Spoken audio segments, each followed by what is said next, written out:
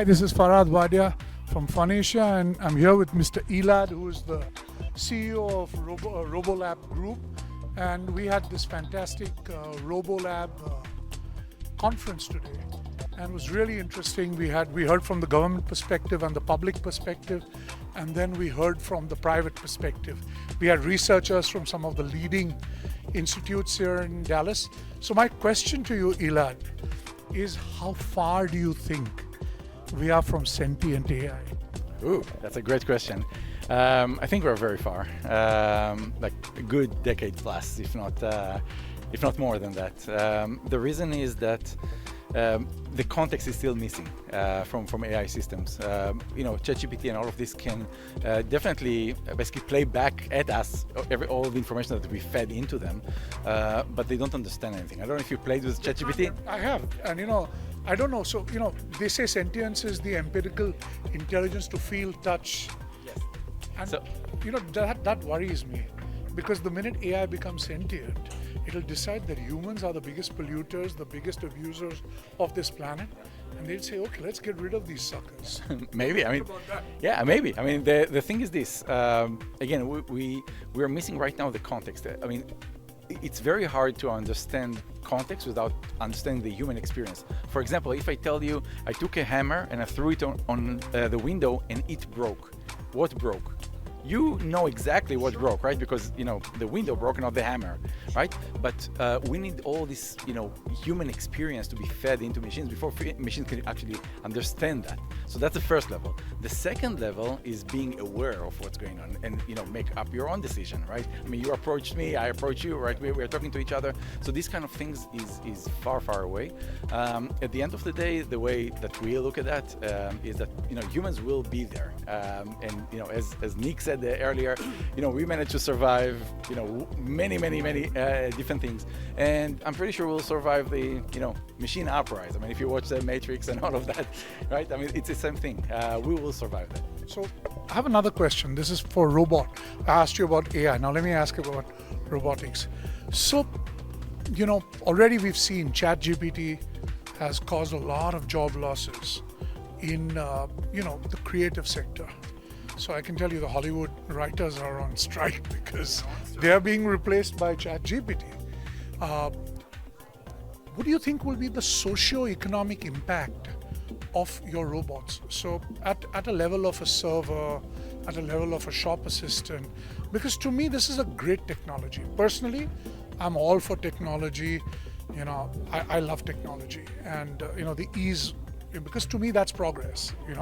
To be able to do what we do. So what do you think of that? So the main thing is we didn't lost any jobs to technology. Okay, technology typically fill in where people don't want to do the jobs anymore. That's the main thing. I'll give you a few examples. When was the last time you sat at a restaurant, okay, and you raise your hand, I want the check. I just like, give me 15 seconds. I'm for you. Yeah, I know. Personally, No, I'm trying to explain. So the problem is that people don't want to run food in restaurants. They don't want to haul away dirty dishes, and the result is, because restaurant owners still have guests to serve, they overwork the few that show up to work. So the servers are doing 3 jobs at once, which gives us as customers less customer experience, and we are not going to come back to this place. When robots do the mundane tasks, just haul away the dishes from the kitchen to the table, keep the server engaged. If I drop a fork, come with the fork immediately, right? If I raise my hand for a bill, give me the bill. If I run out of water, refill my cup. This is the service that we are paying for at a restaurant. We all go to restaurants for the service, not for the food. We have food at home. The same thing, for example, we hear it from many public schools. Okay, janitors are, it's growing old and they're, retiring. They're finding it difficult to replace them. No one wants to. No one goes to college and say, I'm going to be a janitor, right? The same with, people to push vacuum cleaners in hotels. They still have Oranges, everything. Exactly. So we are not, kicking out people out of jobs. Okay, people don't want to do these jobs anyway in the first place. So robots are filling in where people are missing. Okay, that's the main thing. Now, especially with you mentioned the creative, people strike and all of that. ChatGPT doesn't. I don't know if you're using it. It doesn't replace people. We need. It helps us to come to. It makes life easier, but it doesn't replace. Okay, even myself writing the questions for this thing, I spent probably more time revising the ChatGPT thing than actually. I know. Use ChatGPT to write radio scripts sometimes. Don't tell our clients, but You should. Yeah. okay. The other thing. So now I'm asking you as a business owner, because a lot of our audience are business owners. Indians are very, South Asians are very enterprising bunch of guys. They're running restaurants. They're running all kinds of exactly your first franchise exactly. So could you tell your prospective buyers what kind of savings they can expect by deploying your robots, in terms of labor, because labor is the biggest input cost for these things. So tell me about that. No, absolutely. So that's a great question. And the first thing as a business owner, if we are going to fill in for something with technology, we want it to be better, faster, and cheaper. Right? That's the first way.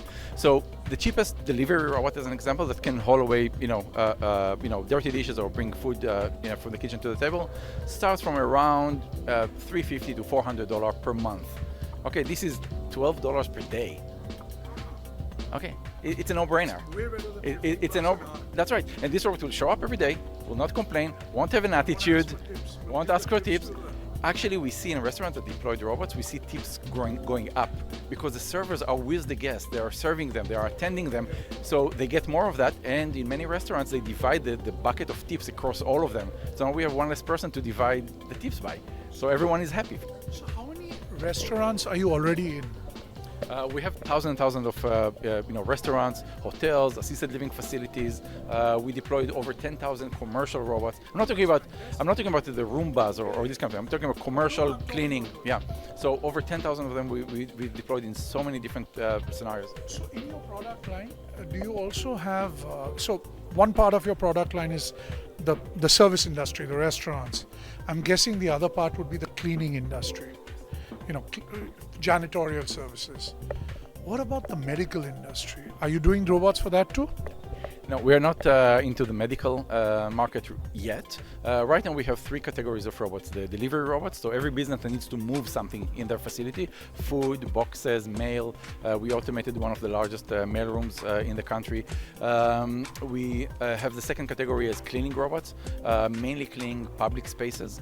And the third category is customer service robots. So robots, think about the concierge at the hotel, answering all these repetitive questions like, what are the hours of the airport shuttle? What are the hours of the gym? Can you recommend a restaurant?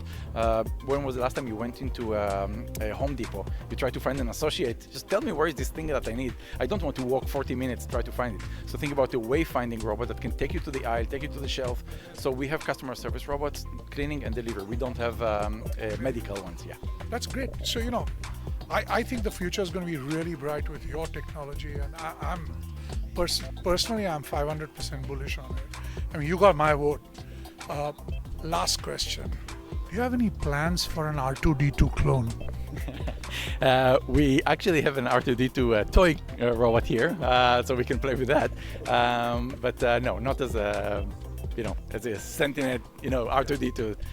But yeah, it's a great novel, idea.